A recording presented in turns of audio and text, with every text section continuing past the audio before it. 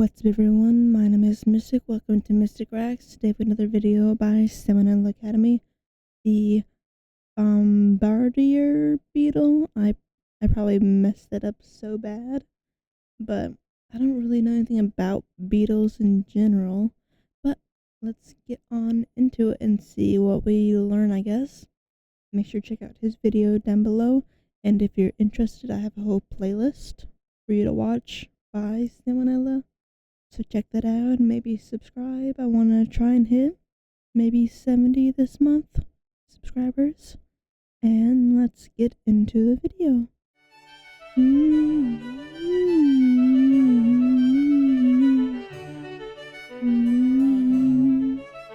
Hey kids, before we get started with today's video, I wanted to give a warm welcome to all my new subscribers. My sub count basically quintupled just in the past day or so, which is really cool, so thanks for that. Anyway, today I'm going to talk about the Bombardier Beetle. So here's what he looks like, right? Already you can tell he's kind of a prick. He just looks like an ant that one day decided to stick a sunflower seed on his back, and he's all creative, like, yeah, I'm original now. I'm my own insect. Got the junk in the trunk for the ladies, no big deal. That's just the picture Wikipedia shows though. There are a bunch of other species of Bombardier, most of which look a little more unique, so I'll give him some credit. The cool thing about the Bombardier Beetle, though, has nothing to do with appearance. It's actually the fact that this creature has some pretty awesome weaponry up its sleeve. The Beetle is actually capable of shooting a foul-smelling chemical spray from its back end, and it doesn't even have to eat Chipotle beforehand. Am I right, ladies? I never had Chipotle. Anyway, the spray contains, among other things, a compound called 1,4-benzoquinone, which is quite irritating to vulnerable tissue, like eyes or mouths.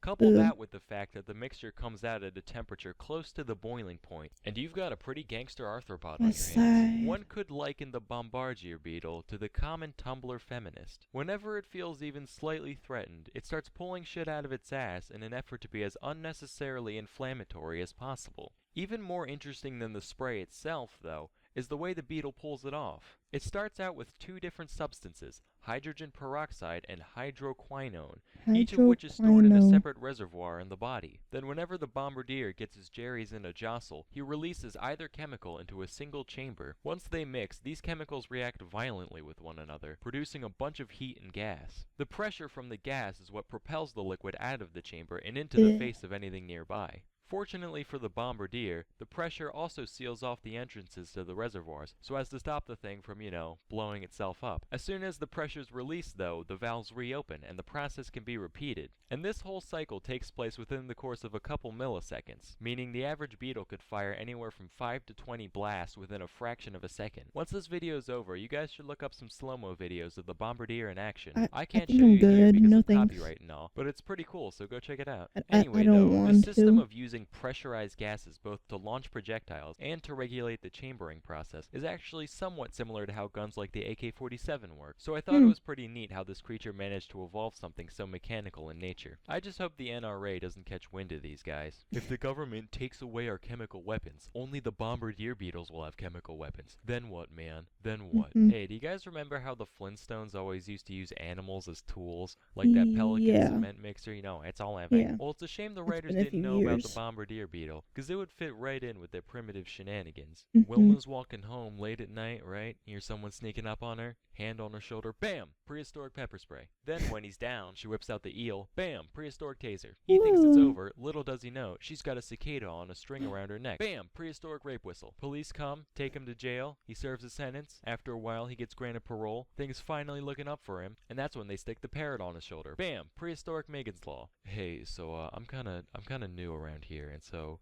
legally, I'm obligated. He's a pervert. Well, what he means to say is Kitty diddler. What? Okay, first of all, nobody got diddled, let alone once a rapist, always a rapist.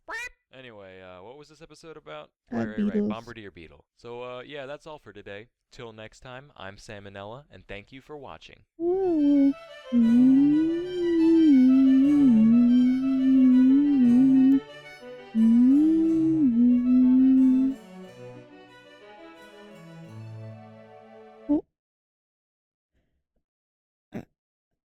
I didn't know beetles could do that.